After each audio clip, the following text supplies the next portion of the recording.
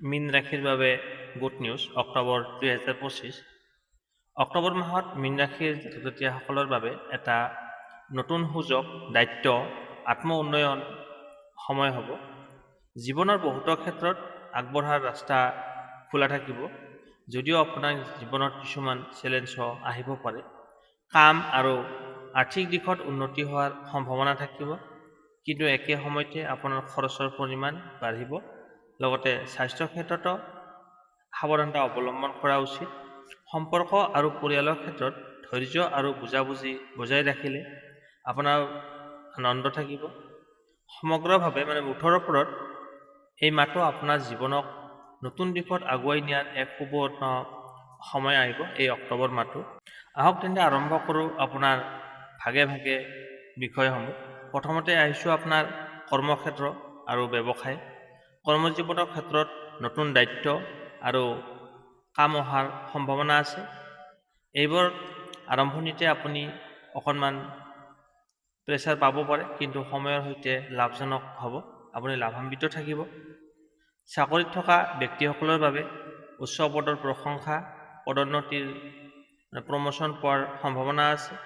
যিসকল ব্যৱসায়ৰ লগত জড়িত হৈ আছে তেওঁলোকে এই মাহত নতুন চুক্তি বা বেচা কিনা বৃদ্ধিৰ সম্ভাৱনা পাব।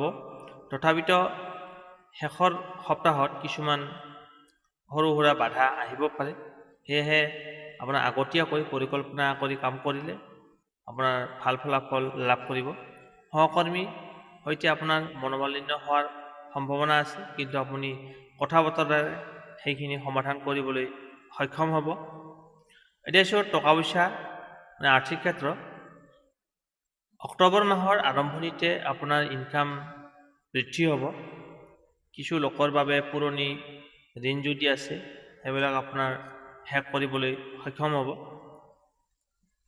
কিন্তু মাহৰ দ্বিতীয়াৰ্ধত গৃহস্থলী, চিকিৎসা, যান বাহন সম্পৰ্কীয় খৰচ একেলগে বৃদ্ধি হ'ব পাৰে। আপোনাৰ ঘৰুৱা খৰচ, চিকিৎসকৰ খৰচ আৰু গাড়ী ঘোঁৰাৰ খৰচ ওলাব পাৰে। ইনভেষ্টৰৰ বাবে এই মাহটো মধ্যমীয়া থাকিব। যিকোনো ডাঙৰ সিদ্ধান্ত লওঁতে ভালকৈ চিন্তা কৰক আৰু ডাঙৰ পৰামৰ্শ লওক। পৰিয়ালৰ কাৰণে ধন খৰচ কৰিবলৈ হ'ব পাৰে। পৰিয়ালৰ কাৰণে ধন খৰচ কৰিবলগীয়া হ'ব পাৰে, কিন্তু তাৰ পৰা আপোনাৰ মানসিক শান্তি আহিব। প্ৰেম আৰু সম্পৰ্ক। বিবাহিতসকলৰ বাবে এই মাহটোৰ সম্পৰ্কত কিছুমান মানসিক দূৰত্ব বা ভুল বুজাবুজিৰ সম্ভাৱনা আছে। সেয়েহে ধৈৰ্য্যৰে কথা বতৰা পাতি সঙ্গীৰ সৈতে মন বুজিবলৈ চেষ্টা কৰিব।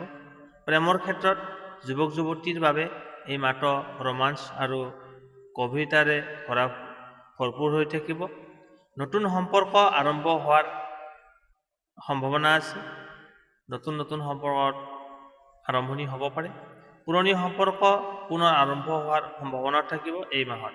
সেয়েহে আগৰ ভুলবোৰৰ পৰা শিক্ষা গ্ৰহণ কৰি এই মাহত সেই ভুলটো যাতে পুনৰাই নকৰে তাৰ প্ৰতি নজৰ ৰাখিব। পৰিয়ালৰ ভিতৰত একতা বজাই ৰাখিবলৈ আপোনাৰ ধৈৰ্য আৰু সহনীয়তাৰ বিশেষ গুৰুত্বপূৰ্ণ হ'ব। এতিয়া আপোনাৰ স্বাস্থ্য আৰু মানসিক অৱস্থা। স্বাস্থ্যৰ দিশত মাত্ৰ সাৱধানতা অৱলম্বন কৰাৰ সময়। পাচনতন্ত্ৰ, পাকস্থলী, চকু আৰু মানসিক চাপৰ সৈতে জড়িত সমস্যা আহিব পাৰে। দৈনন্দিন জীৱনত স্বাস্থ্যকৰ অভ্যাস, যোগা, ধ্যান অনুশীলন কৰিলে এই মাহত আপোনাৰ সমস্যাবোৰ সহজে নিয়ন্ত্ৰণ কৰিবলৈ সক্ষম হ'ব। মানসিকভাৱে অলপমান অস্থিৰতা দেখা দিব পাৰে, বিশেষকৈ শেষৰ সপ্তাহত। নিজৰ বাবে সময় ল'ব আৰু মন শান্ত ৰাখিবলৈ চিন্তা চৰ্চা কৰাটো আপোনাৰ বাবে প্ৰয়োজনীয়। শিক্ষাৰ ক্ষেত্ৰ। শিক্ষাৰ্থীসকলৰ বাবে এই মাহটো মনোযোগ, একাগ্ৰতা বৃদ্ধি পাব। অধ্যয়নৰ ক্ষেত্ৰত সফলতাৰ সম্ভাৱনা আছে। পৰীক্ষাৰ প্ৰস্তুতিত অকণমান চাপ আহিব পাৰে, প্ৰেছাৰ আহিব পাৰে, কিন্তু অধ্যয়নৰ দ্বাৰা আগবাঢ়িলে আপুনি ভাল ফলাফল লাভ কৰিব। যিসকল উচ্চ শিক্ষা বা বিদেশত অধ্যয়নৰ বাবে চেষ্টা কৰি আছে তেওঁলোকে এই মাহত ধনাত্মক ভাল খবৰ আহিব পাৰে। বিশেষ পৰামৰ্শ, সময়ৰ আগতে সকলো কামৰ পৰিকল্পনা কৰি থৈ দিব, আপোনাৰ সহজ হ'ব। ধন খৰচত সাৱধান থাকিব আৰু অপ্ৰয়োজনীয় খৰচৰ পৰা হাত হেৰাই থাকক, অযথা খৰচ নকৰিব, মানসিক চাপ এৰাই চলিবলৈ ধ্যান, যোগ, হাঁহি ধেমালিৰ সময়তে সময় নিৰ্ধাৰণ কৰক, নিজৰ কথা চিন্তা ভাৱনা কৰি আনক কষ্ট নিদিব, নতুন কাম বা ইনভেষ্টৰ ক্ষেত্ৰত হঠাৎ সিদ্ধান্ত নল'ব। অক্টোবৰ মাহটো মীন ৰাশিৰ বাবে এটা প্ৰগতিশীল কিন্তু পৰীক্ষাৰ সময় হ'ব। আপোনাক পৰীক্ষা লোৱা হ'ব। আপোনাৰ জীৱনত নতুন সুযোগ, দায়িত্ব আৰু কামৰ সম্ভাৱনা আছে। আপোনাক পৰীক্ষাৰূপেই দেখা যাব এইবিলাক। খৰচ আৰু স্বাস্থ্যৰ ক্ষেত্ৰত সাৱধান থাকিলে আৰু ধৈৰ্যৰে আগবাঢ়িলে এই মাহত সফলতা লাভ কৰিব।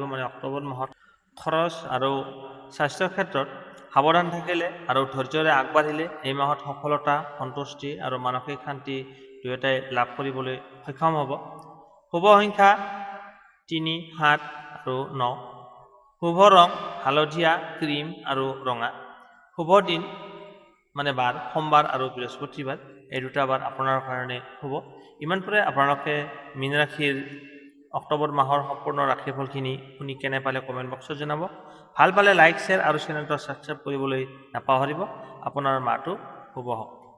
আজিলৈ বিদায় লৈছোঁ। আকৌ লগ পাম অন্য এটা নতুন ভিডিঅ'ত। ধন্যবাদ।